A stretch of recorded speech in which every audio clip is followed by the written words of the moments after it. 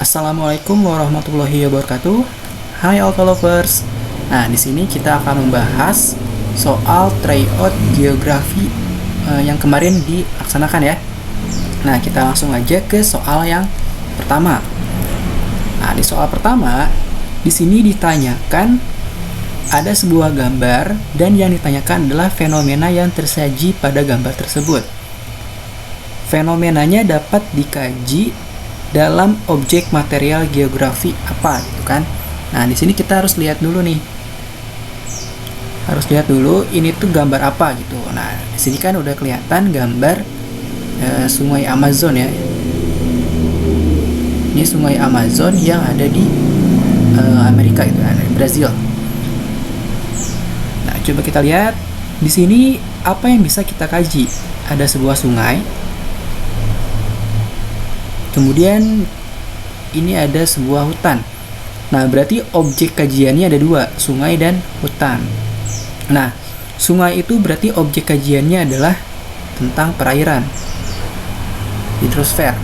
Sedangkan hutan berarti objek kajiannya kehidupan kan, berarti biosfer.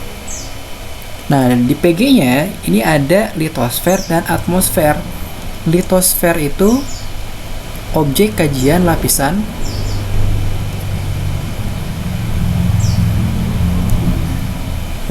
bumi atau lapisan tanah. Kemudian ada atmosfer. Atmosfer itu kan lapisan udara. Nah, sedangkan di sini tidak terlihat lapisan udara dan lapisan bumi atau lapisan tanah. Berarti jika ada kata litosfer dan atmosfer itu udah pasti salah ya. Litosfer, atmosfer, litosfer, antroposfer. Nah, di sini antroposfer itu kajian tentang interaksi manusia atau kependudukan lah. Kajian tentang penduduk gitu kan. Nah, berarti jawaban yang benar yang B, hidrosfer dan biosfer. Kemudian soal nomor 2, di sini disajikan ada sebuah gambar. Dalam kajian geografi, gambar tersebut masuk ke dalam aspek apa? Kalau kalian lahir tahun 90-an, seperti kakak itu. Ini tuh contoh gambar pasar terapung yang ada di Pulau Kalimantan.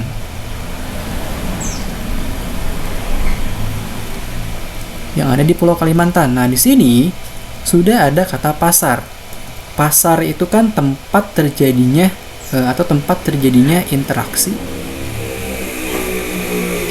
penjual dan pembeli, kan? Nah, di sini ada kata interaksi, berarti masuk ke dalam aspek apa interaksi itu? Udah pasti masuk ke dalam interaksi sosial karena adanya interaksi penjual dan pembeli, itu berarti masuk ke dalam aspek sosial. Jawabannya yang A ya. Kemudian apa nih? Berdasarkan gambar, ketika bumi berada posisi 4, maka negara yang mengalami musim apa ini? Musim semi harusnya ya. Musim semi. Nah, coba kita lihat di sini ada autumn, winter, spring, summer. Nah, posisi nomor 4 itu musim semi ya. Posisi nomor 4 itu biasanya berada pada bulan April sampai dengan Juni. Oke, berarti ini kata kuncinya sebenarnya ada di musim seminya nih. Jadi tidak usah melihat pergerakan revolusi buminya. Nah, ini kan revolusi bumi. Jadi kita dituntut untuk melihat wilayah mana yang ada di kuadran 4 itu kan. Nah, sebenarnya mudah saja. Di sini kan ada kata musim semi. Musim semi itu berarti iklim subtropis. Nah, iklim subtropis, dan di wilayah ini yang ditunjukkan adalah di atas garis khatulistiwa. Berarti wilayah mana yang berada di atas garis khatulistiwa dan mengalami musim semi atau beriklim tropis gitu kan. Nah, lihat aja PG-nya. Australia itu ada di bawah ekuator atau khatulistiwa, berarti salah. Meksiko juga ada di bawah garis khatulistiwa, salah. Inggris ini mungkin saja, Inggris itu ada di atas khatulistiwa dan juga beriklim subtropis. Malaysia iklimnya tropis, ya kan? Afrika Selatan juga dia iklimnya tropis. Berarti yang benar Inggris. Seperti itu ya cara untuk menjawab soal-soal yang seperti ini gitu. Kata kuncinya tadi ada di sini. Wilayahnya ditunjukkan di atas garis khatulistiwa, kemudian wilayah mengalami musim semi, berarti itu wilayah iklim subtropis. Oke, nomor 4. Perhatikan gambar berikut, fenomena yang ditimbulkan dari gerak lempeng tektonik. Nah, di sini gerak lempeng tektonik. Berdasarkan arah panahnya, gerak ini berarti ini kan lempeng.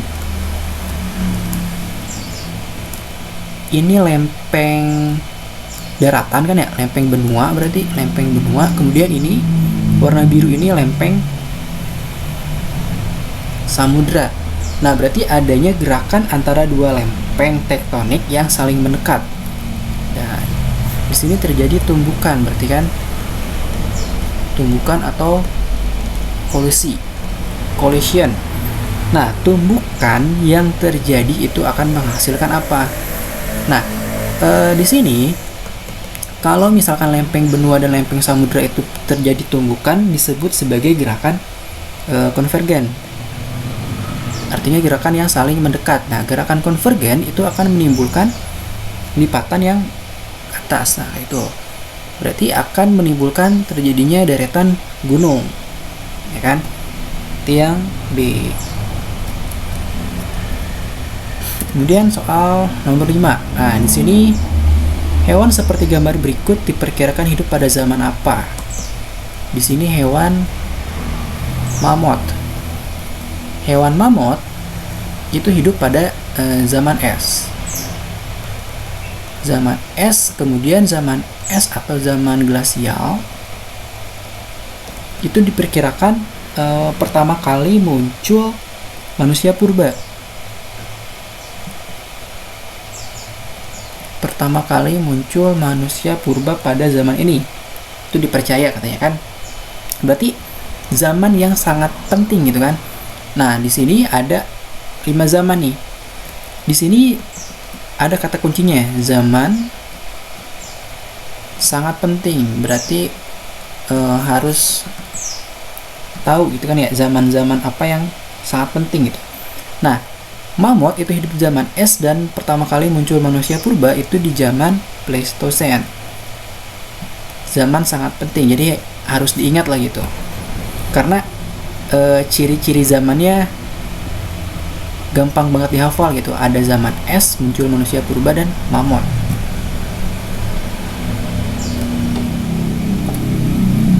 Oke, soal nomor 6 di sini juga ada gerak lempeng tektonik. Nah, ini seperti soal sebelumnya. Ada gerak divergen, gerak yang saling menjauh, konvergen, dan gerak transform. Oke, di sini lagi-lagi ditanyakan terbentuknya pegunungan. Berarti terbentuknya pegunungan itu gerak konvergen. Gampang aja ya, gerak konvergen. Gerakan divergen itu akan memunculkan magma. Nah, di sini. Atau Grand Rift Valley. Nah, kemudian kalau gerak transform itu akan memunculkan patahan. Contohnya adalah patahan San Andreas.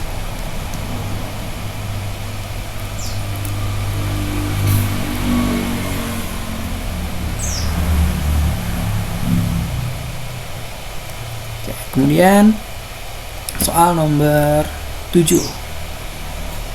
Kak Yuyun bekerja di bimbel alumni tutorial yang terletak di Kota Bogor.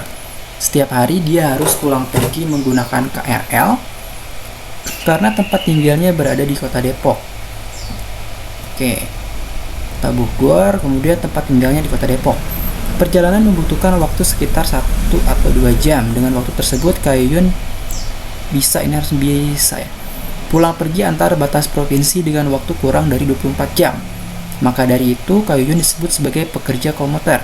Nah, pekerja komuter itu adalah pekerja yang melintasi batas provinsi kurang dari 24 jam. Dari Bogor itu kan Jawa Barat, Depok itu sudah termasuk Jabodetabek lah, masuknya ke provinsi Jakarta. Berarti Kayuyun bisa disebut sebagai pekerja komuter. Arus komuter setiap hari semakin bertambah. Nah, hal ini memerlukan perhatian dari pemerintah, khususnya pemerintah daerah. Tema penelitian yang tepat. Di sini kata kuncinya arus komuter setiap hari semakin bertambah. Kemudian hal ini berarti hal apa? Hal arus komuter setiap hari semakin bertambah. Memerlukan perhatian pemerintah, khususnya pemerintah daerah. Berarti tema yang cocok adalah arus yang semakin bertambah.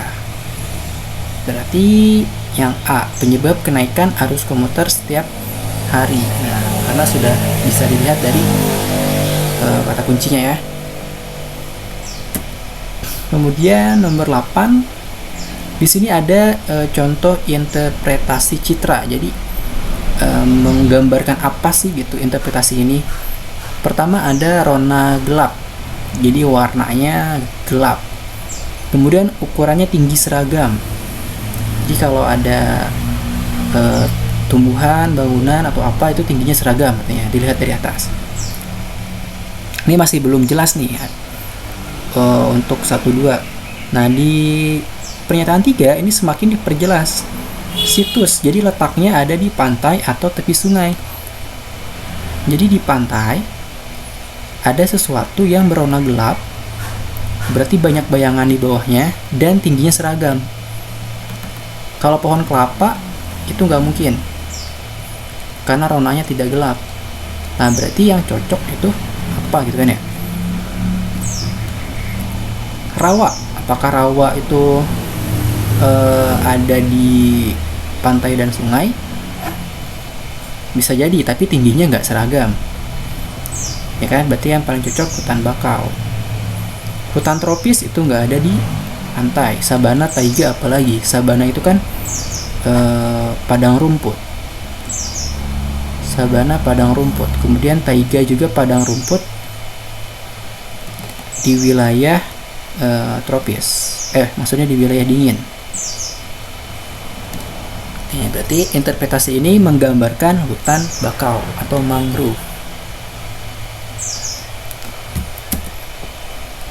Nah, terus nomor 9, berdasarkan ilustrasi tersebut jarak E dan F pada peta 2. Nah, di sini peta 1 skalanya 100.000, jaraknya 10 cm. Berarti ini bisa pakai perbandingan P1 kali D1 sama dengan P2 kali D2. P1 itu adalah skala peta 1, berarti 100.000 dikali D1 itu jarak E ke F di peta 1, 10 cm. Kemudian P2 itu skala di peta kedua, 250.000 dikali D2. D2 nya dicari berarti kan ya. Nah, berapa nih? Ini 100 nya boleh coret, ini kan berarti 25D2 sama dengan 100 cm ya. Berarti D2 sama dengan 100 cm dibagi 25. Nah, 100 bagi 25 itu 4 cm. Berarti jawabannya yang B.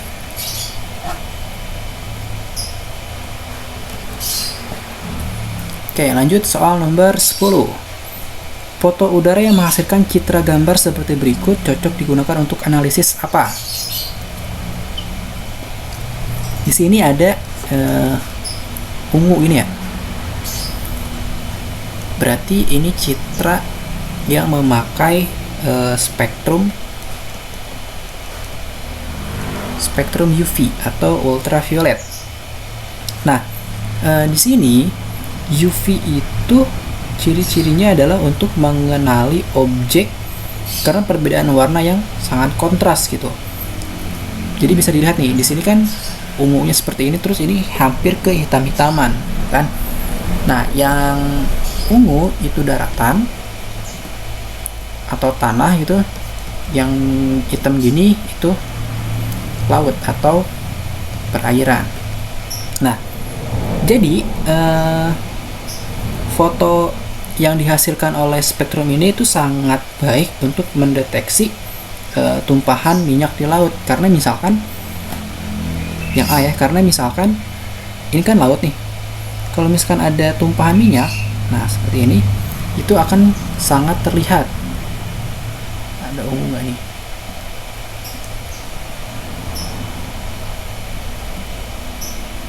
Oh, nggak ada.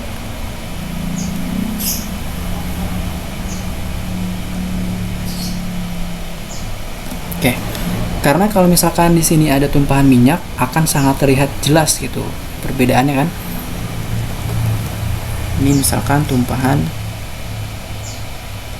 minyak, nah seperti itu. Kemudian nomor 11, di sini juga ada citra berikut. Di sini citra hijau, kemudian ini biru. Nah, citra yang hanya menampilkan hijau dan biru itu disebut foto ortokromatik. Nah, berarti hanya menampilkan hijau. Hijau itu berarti vegetasi. Kemudian yang biru itu perairan. Berarti hanya menampilkan objek kedua itu aja. Nah, cirinya adalah banyak objek yang bisa tampak jelas. Kemudian foto ini bermanfaat untuk studi pantai karena filmnya peka terhadap objek di bawah permukaan air hingga kedalaman kurang lebih 200 meter. Ya, ini foto ortokromatik. Soal nomor 12, di sini ada beberapa jenis proyeksi peta. Kemudian yang ditanyakan jenis proyeksi silinder. Silinder ini ya. Nah, silinder itu biasanya digunakan untuk, nah ini kan ada proyeksi bulat nih. Berarti proyeksi garis ini, kemudian proyeksi garis ini, dan proyeksi garis. Nah, ini sudah terlihat ya. Di sini berarti peta silinder itu cocok untuk memproyeksikan wilayah yang ada di garis khatulistiwa. Karena dari gambar aja sudah terlihat nih. Ini kan garis khatulistiwa, proyeksinya silinder. Kemudian ini juga silinder. Beda dengan proyeksi kerucut. Kalau proyeksi kerucut nanti akan dihasilkan peta misalkan seperti ini. Ini ya. Bulat.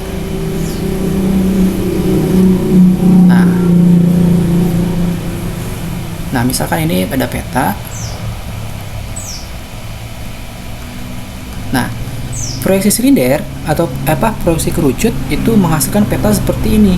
Nah, peta seperti ini cocok untuk wilayah kutub atau wilayah yang beriklim dingin. Berarti negara-negara yang ada di wilayah subtropis di atas gitu kan ya. Berarti dingin salah, subtropis salah, kutub salah. Nah, di sini ada dua nih, ada tropis, ada khatulistiwa. Nah, tapi yang paling cocok untuk silinder itu adalah wilayah yang ada di garis khatulistiwa karena pas tengah-tengah gitu. Kemudian nomor 13. Jenis peta berikut termasuk ke dalam peta topografi. Nah, manakah yang termasuk peta topografi? Peta topografi itu termasuk ke dalam peta umum. Peta umum. Nah, peta topografi juga mendeskripsikan bentuk-bentuk permukaan bumi. Mendeskripsikan atau menggambarkan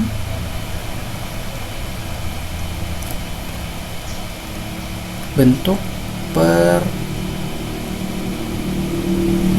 bumi. Nah, manakah yang termasuk ke dalam peta ini gitu kan ya? Yang pertama ada peta planimetrik. Peta planimetrik itu adalah peta ketinggian. Berarti dia termasuk menggambarkan bentuk permukaan bumi dong.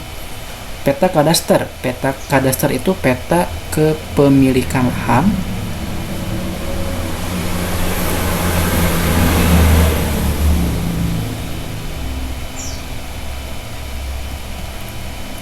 Tanah, bentuk lahan dan informasinya.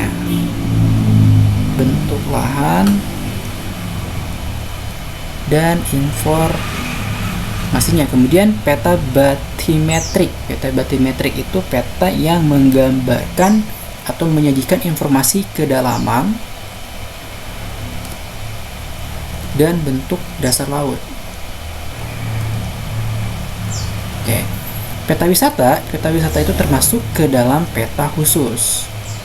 Karena hanya menggambarkan objek wisata saja. Berarti yang benar itu antara 1, 2, dan 3. 1, 2, dan 3 benar. Berarti jawabannya A. Peta wisata itu termasuk ke peta khusus ya, karena tidak menggambarkan bentuk permukaan bumi. Jadi khusus untuk digunakan wisatawan gitu. 14. Di sini ada peta topografi ya. Peta garis kontur ya. Diketahui peta kontur sebagai berikut: A, B, C. Berapakah skala peta tersebut? Nah, di sini kita pakai rumus C1 sama dengan C1 CI kontur interval 1/2000 dikali skala. Nah, di sini kita harus tahu dulu kontur intervalnya berapa. Di sini setiap kenaikan berapa nih? 1200, 1240. Berarti kontur intervalnya 40. Ini juga 40.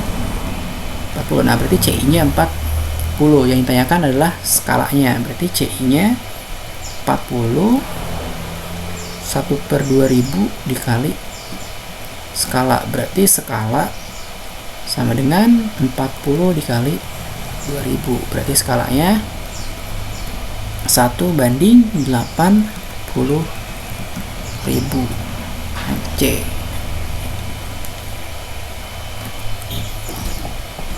Kemudian nomor 15. Perhatikan dua peta berikut.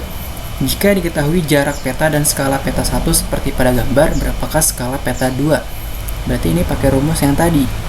P1 kali D1 sama dengan P2 kali D2. Nah, ini P1, ini D1, ini D2, berarti ini P2 yang ditanyakan. P1-nya 50.000 kali D1-nya 4 cm. P2-nya ditanya dikali D2-nya 2 cm. Berarti berapa nih? 2P2 sama dengan 50.000 dikali 4.